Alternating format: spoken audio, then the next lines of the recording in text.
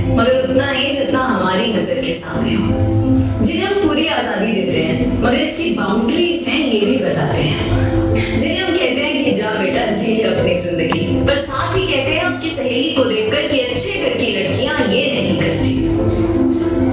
लगाकर के सारी ही पाबंदियां उड़ने को कहते हो उनसे यहाँ, विरासत में जिनको मिली बेड़ियां उनको कहते हो तुम सब यहाँ बेटियां।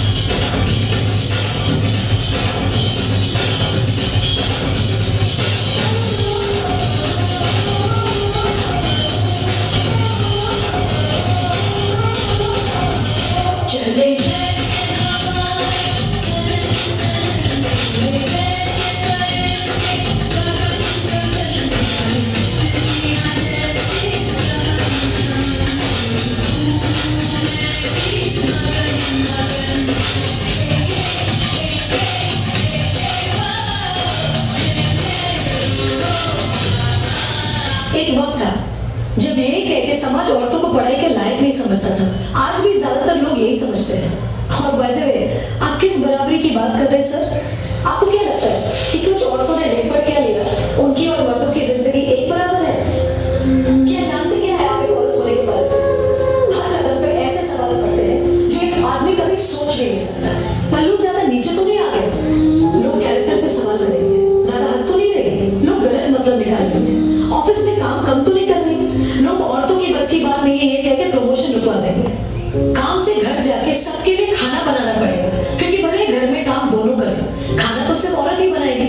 आदमी रात भर काम करे तो घर वाले कहते हैं कितना काम करना पड़ता है बेचारे को।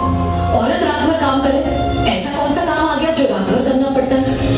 इसके अलावा हमें रोज ऐसी चीजों के बारे में सोचना पड़ता है जो सिर्फ और सिर्फ एक औरत ही समझ सकती है। ब्रा का स्ट्रैप तो नहीं देता, घूर रहा है कुछ उल्टा सीधा तो नहीं करेगा। सर, भीड़ में कोई भी मर्द हमें जब चाहे जहां चाहे छू सकता है, क्योंकि जब औरत पब्लिक प्लेस में होती है तो वो पब्लिक प्रॉपर्टी बन जाती है। बसेस में औरतों की सीट्स रिजर्व है, इससे मर्दों को तकलीफ है। कहते हैं बराबरी भी चाहिए और रिजर्वेशन भी। अरे जब हर महीने आपके बदन से पानी की तरह खून बहेगा, सर फटेगा और पैर फूल जाएंगे ना, तब हम औरत मर्द की बराबरी की बात करेंगे। इसलिए कृपा करके औरतों को क्या करना चाहिए और क्या नहीं, इस पे अपनी एनर्जी बर्बाद ना करके औरतें क्या चाहती है उन्हें वो करने का मौका तो मिलता है, इसके बारे में हमें सोचना चाहिए। बराबरी तो बहुत दूर की बात है सर, फिलहाल हिस्सेदारी मिल जाए ना, वही बहुत है।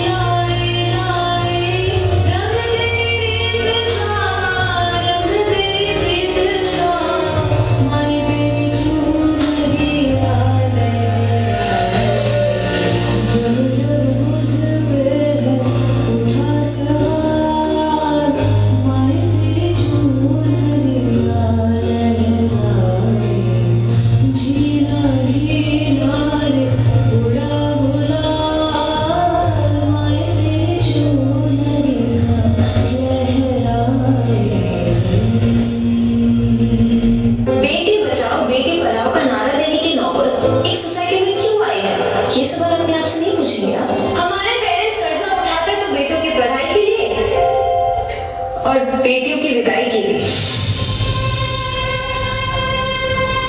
हमारी सोसाइटी में आज्ञाकारी सबसे बड़ा टाइटल है जो एक औरत को मिलता है, बहू हो या बेटी, क्योंकि उसे सिर्फ और सिर्फ एक आदमी का कहना मानना होता है। एक लड़की अपनी जिंदगी में क्या करना चाहती है, कैसे जीना चाहती है, उसके लिए उसे किसी आदमी की परमिशन लेने की जरूरत नहीं होनी चाहिए।